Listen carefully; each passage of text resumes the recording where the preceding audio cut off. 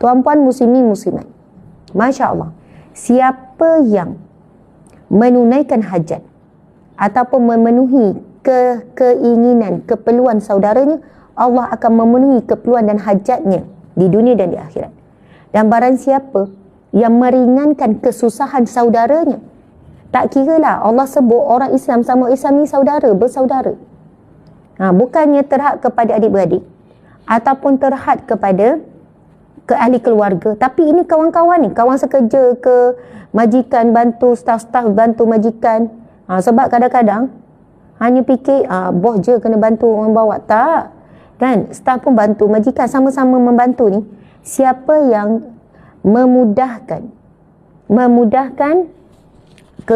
kesukaran seseorang muslim, kesusahan, melapangkan kesusahan, Allah akan melapangkan kesusahannya di dunia dan Allah akan melapangkan kesusahannya di akhirat.